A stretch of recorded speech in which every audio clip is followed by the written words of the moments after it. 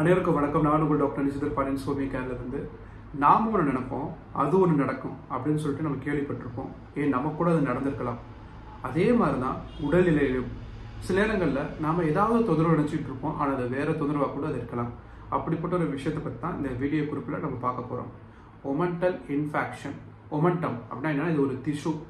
நம்மளுடைய வயிற்று பகுதி, அப்டமன் கூட அதை சொல்லுவோம். அங்கே இருக்க உறுப்புகள், கல்லீரல், மண்ணீரல், சிறுகுடல், பெருகுடல், கணையம், இது எல்லாத்தையும் அதோட இடத்துல வச்சு அதை பாதுகாக்கிறதுக்காகவும் அதில் ஏதாவது ஒரு உராய்வுகள் எதுவுமே இல்லாமல் பாதுகாக்கவும் படைக்கப்பட்ட ஒரு விஷயம் தான் இந்த ஒமெண்டல் திசுங்கிறது. இதில் ஏதாவது தொந்தரவு ஏற்பட்டுச்சு அப்படின்னா, பொதுவாக ஏதாவது ரத்த ஓட்டம் சரியாக இல்லை அப்படின்னா அது இன்ஃபெக்ஷன் சொல்லுவோம். அதுதான் ஒமெண்டல் இன்ஃபெக்ஷன் அப்படின்னு சொல்லிட்டு நம்ம குறிப்பிடுறோம். சரி, இது வர்றதுக்கு முக்கிய காரணம் என்ன? அப்டமல் சர்ஜரி, வயிற்றில் ஏதாவது அறுவை சிகிச்சை செஞ்சிருந்தோம் அப்படின்னா அதன் மூலியமா வர்றதுக்கு வாய்ப்புகள் இருக்கு. அப்புறம் ஹெவி லிஃப்டிங். சில பேர் பார்த்தீங்கன்னா உடற்பயிற்சி கூடத்தில் அதிகமான எடையை தூக்கி உடற்பயிற்சி பண்ணுவாங்க. அதன் மூலியமா கூட அவங்களுக்கு வரலாம். இல்லை ஏதாவது ஒரு ட்ராமா, அடிபட்டிருந்தாலும் கூட அவங்களுக்கு வர்றதுக்கு வாய்ப்புகள் இருக்கு. ஒரு உடல் பருமனால கூட இது வர்றதுக்கு வாய்ப்புகள் இருக்கு. சரி, இதுல ஒரு முக்கியமான தொந்தரவு பார்த்துட்டோம்னா ஒமெண்டல் டார்ஷன் இருக்கு. அந்த ஒமெண்டமே மடிஞ்சுக்கிறது. அப்படி இருக்கும்போது ரத்த ஓட்டம் முழுவதுமாக தடைபடுறதுக்கு வாய்ப்புகள் இருக்கு. வலி தாங்க முடியாத வலியா இருக்கும். அறிகுறிகள் என்ன அப்படின்னு பார்த்துட்டோம்னா, ஏற்கனவே சொன்ன மாதிரி நம்முடைய வலது மார்பகத்துக்கு கீழே பிளாக்ஸ் கூட சொல்லுவோம். அந்த இடத்துல வலி தாங்க முடியாத வலி இருக்கும்.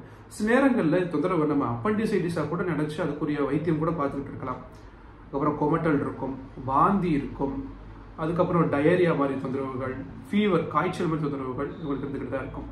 சரி, இதை தவிர்க்கிறதுக்கு என்ன பண்ணலாம் அப்படின்னா, ஏற்கனவே சொன்ன மாதிரி எந்தெந்த விஷயங்கள் எல்லாம் இது வர்றதுக்கு காரணமாக இருக்கோ அதெல்லாம் தவிர்க்கணும். நல்ல காய்கள் எடுத்துக்கணும்.